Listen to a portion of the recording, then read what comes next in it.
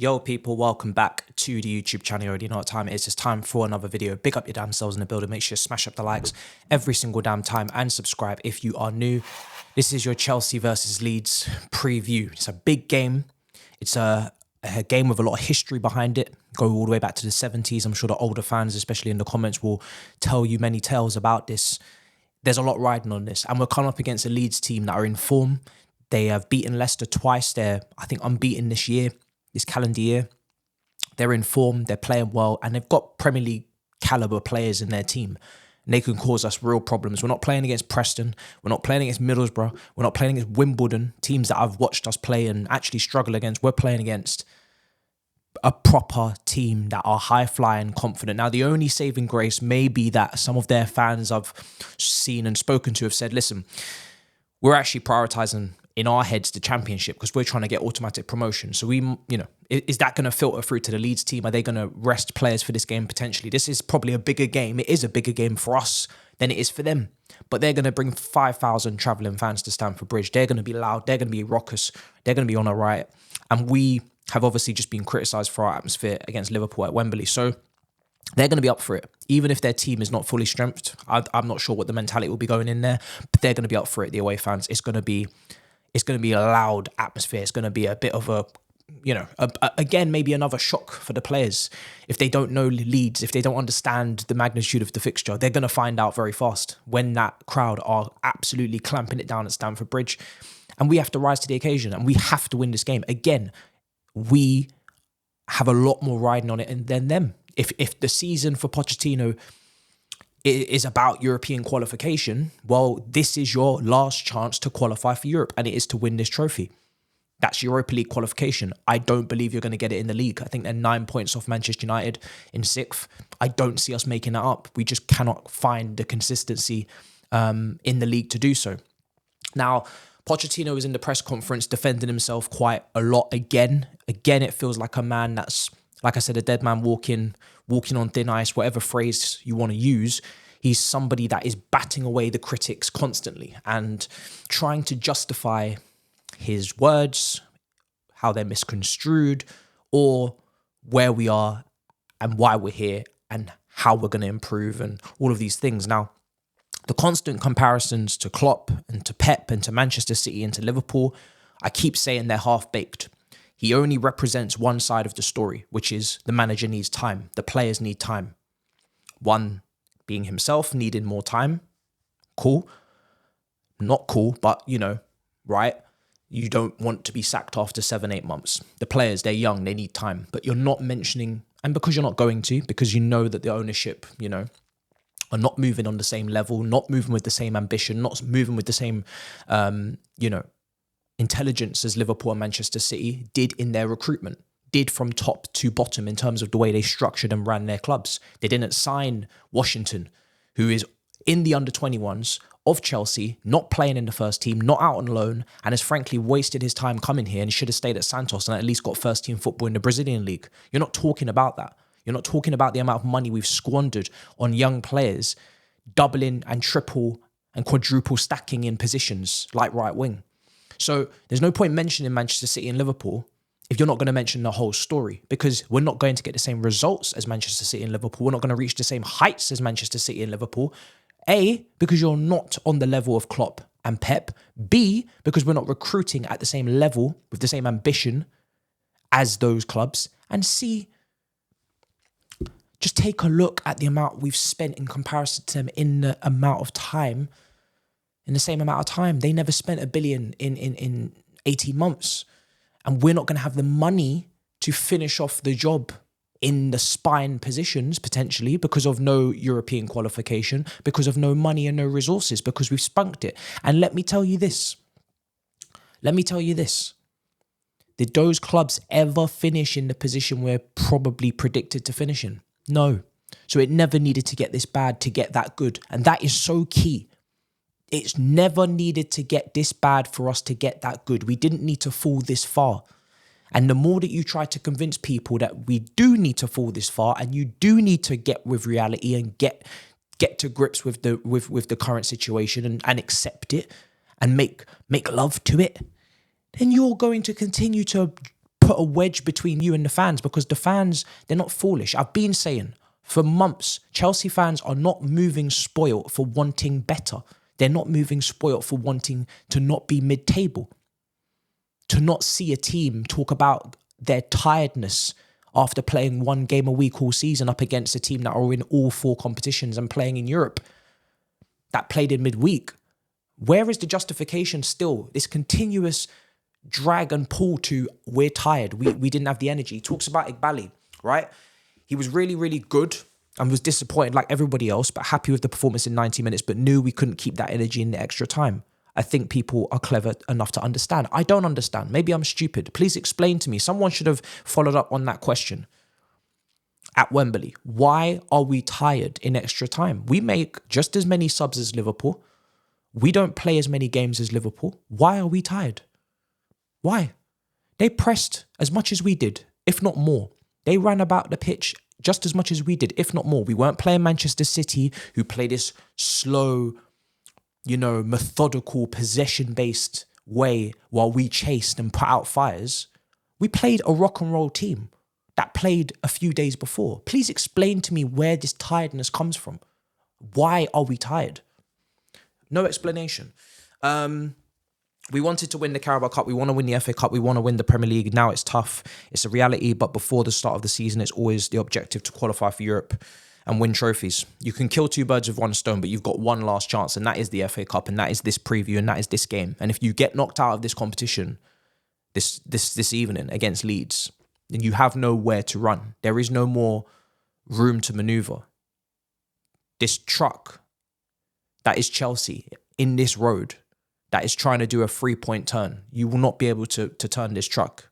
You will have to step out and get a crane to pick this shit up, because it will be done. You won't be able to move. You'll be wedged. You have 1 game left, potentially, against a high-flying Leeds, and you've got to win. That's how it goes. So I'm not going to go over the Klopp comparison. I'm not going to go over the City comparison. I'm not going to go over the fact that he said that, well, let me do it. Look, Klopp didn't win a title in the first few years. Now look what they're getting. They deserve it. Tired. He talks about time for himself. It's not in his hands. We had it all in our hands. Pochettino's got bigger fish to fry, man. He's got bigger fish to fry. Says you cannot compare this project to any other. You're damn right you can't. He's just spent a record shattering amount of money in comparison. So you cannot compare it. That's for sure. No one has ever done this before. And I always said it was high risk. High reward, because you're bringing in players that have potential, that have not been unearthed. So if you get that right, you've potentially saved on so many of these players like Washington and Datro Fofana and Whispers and Madueke and all these. Because if these guys just blew up as soon as we bought them, then you're ahead of the curve. But if you're not correct, you're potentially stifling that talent, because you've put you've put that talent in an environment where there's no leaders around it. There's no one to gravitate to in times of need. There's no one to look up to in times of concern. And then you may lose money on those talents, because they will drop off and they won't achieve and they won't get to the level and they will be stifled. Take Sancho, for instance, was a top talent at Dortmund, one of the Europe's brightest wingers. How much is he worth now? Now that he's got to United and he's had his issues and maybe his own mentality in the mixture with the club and everything, the circus that is there. Now tell me Sancho's what is his valuation? From 100 million to what is he worth now? I could tell you he's probably not even worth 20 million. He's worth no more than 20 million. And that's being kind because of those wages that he's on. So that could happen to our talents easily. So it's not just an upward trajectory. It's not guaranteed in this life. Anything can happen. Anything can happen in this life. He says we're in a good way at the moment. It's a process that is normal to be. Then you can call successful. No. Being in a final and losing, maybe you can say it's disastrous. Good or not good, depends on how you judge. He did kind of continue to defend in the presser that, not every team gets to this position and, we're here and others aren't. But he says he understands it's about winning. And obviously now he's going to have to pick the players up, which isn't difficult, and they need to move on and prepare for this game. He adds that they're going for a tough period, but we have to have confidence and energy. He then reiterated that before the Liverpool game, we had obviously beaten Palace and Aston Villa and drew at City in the last 3 away games. Let me get into something else, right? Because I've already spoken about Pochettino. I've spoken about the directors. I've spoken about Nkuku's injury, which is in the video previous to this one yesterday. Check that out if you haven't already. Until a world-class director comes in, there is no changing of opinion on anything. That's now a must. It's now must. It is something that you must bring in. It's something that you cannot tell me otherwise. Eghbali. We talk about these reports that came out in terms of data and this obsession with data, and it's 100-0, not 80-20. And Chelsea are just not even reacting or phased by the results and phased by the table because the data, because of the stats, because of the XG or whatever. The game is not played on paper. You can use paper to your advantage. You can use it as a supplement to what you see, but you cannot play the game on paper. It's never been played on paper before. It's played on grass. And on grass, there are intangibles that exist. And if you don't get that, you'll pay the price with your money and with your time. Leadership, fitness, these two things in particular, non-existent at the club. We don't have a captain. We don't have players that match the intensity that the manager wants to play at, which is mind-boggling to me, that with all of this data, you have very, very fragile players that you've signed that have had injuries prior to joining, that had injury issues prior to joining. Fragile players, glass. And you're shattering it because your medical situation or your training regime. I know people have, screenshots of articles of Pochettino and his training methods and how it breaks players, but you could also find screenshots of players saying the training regimes improved my fitness and made my career. So it's just pick and choose, pick and mix, right, like sweets. But if you're going to have an intense manager that wants to play in an intense way, a back and forth, you have to have players with endurance. You have to have players that are, dare I say it, like Gallagher. That's what it is. It's like Liverpool, right? Klopp. You don't buy fragile players for that. You don't buy glassy players for that because they will break under that intensity, under that press, under that Gergen press. But we haven't matched the two. We haven't. Why is that? It's just another detail that doesn't make sense, that doesn't align with what we're doing. And it's just another reason as to why these directors have to be either pushed into very, very minuscule positions of no power, or they have to be sacked. And I'm telling you now, if we do not get a world-class director and they sack this manager and then they go to their shortlist and they go down their other data-driven model of shortlist of managers, then we're just going to keep going round and round in circles, and it's boring. It really is boring. Now, on this game, I'm not watching Leeds week in, week out. I'm just knowing that they're in form. I'm hearing the form and the stats and the winning runs and the double against Leicester and everything. We know that they've got Premier League caliber players in their team. We need to put out a strong lineup. There is not really much room for wiggle. Now, you could say that what is a strong lineup at this point? We don't know what we're getting from this team. We could play some young players. If Klopp can do it, why can't we? Listen, the one thing that is in my lineup that I don't think Pochettino will do, so the two lineups are on screen, but the one thing that is in my lineup is Chalobah playing in DM. I'm putting him in DM. It's the wild card move. I know it's wild from me, but if you've got this player now, you have to get fitness into him and you have to start making him important because we have enough issues in midfield. We do not have an option off the bench to bring on when Caicedo's making fouls or Enzo's getting gassed. We don't have somebody to come on and say, I'm going to lock shit down. I'm going to stop the flow. And this is the potential solution because he's played midfield before. I don't know if he can hack it anymore. I don't know if he can play to the level required, but we're about to find out. He needs to play in DM.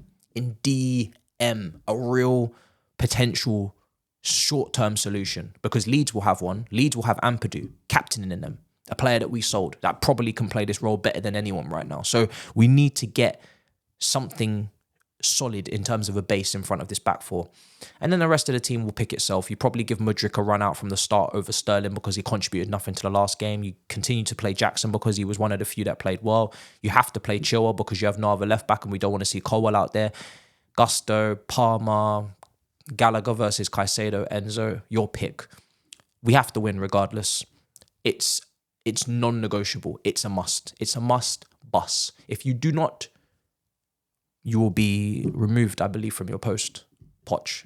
I don't think it will be... I truly believe if we lose this game, things will get toxic. And I don't think it's got there yet.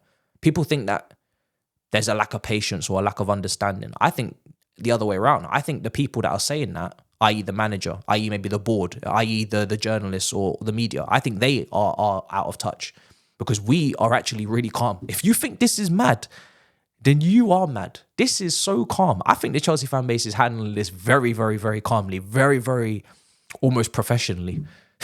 There is no carnage yet. There is no chaos yet. Believe me, this is nice. I think there's just comments. It's just words being exchanged. No action, by the way. No action has happened yet.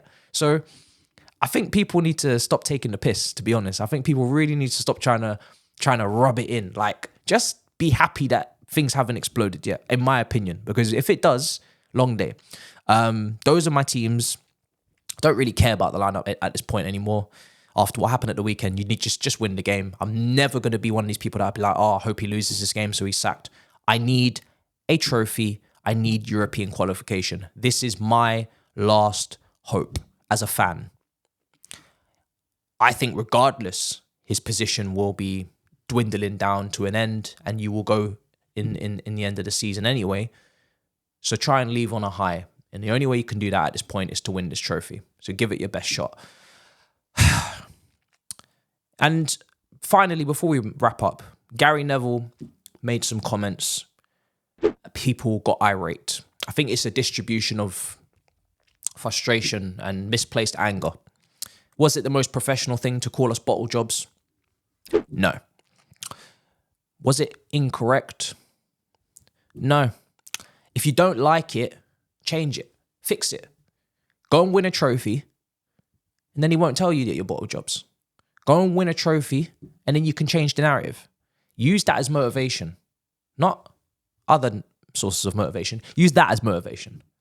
Take that quote and put it up on the wall at the training ground or play the clip, put it on repeat, and let that shit sink in to all of the players' heads, to the manager, to the staff, to any director walking around in the building. Let that sink in. If you really believe that you've been disrespected and you've been painted in a bad light and it's not fair, because I keep hearing Pochettino say it's not fair. If you believe it's not fair and that you guys are victims, then go and prove him wrong. Or prove him right. Keep losing, keep finishing mid-table, keep finishing runners-up. And what do you have to say to reality? I'll tell you what the reality is then. You are bottle jobs. You want reality, that's reality. So pick your poison, man. Pick your future. Pick your life. Don't cry about it. Make moves, man. Make moves. Guys, make sure you smash up the likes. Make sure you subscribe if you haven't already. We will be back for the watch along and the review as per usual. I'm sorry if it's not the most positive preview, but Pochettino wants people to be in touch with reality. So that's what we're going to do.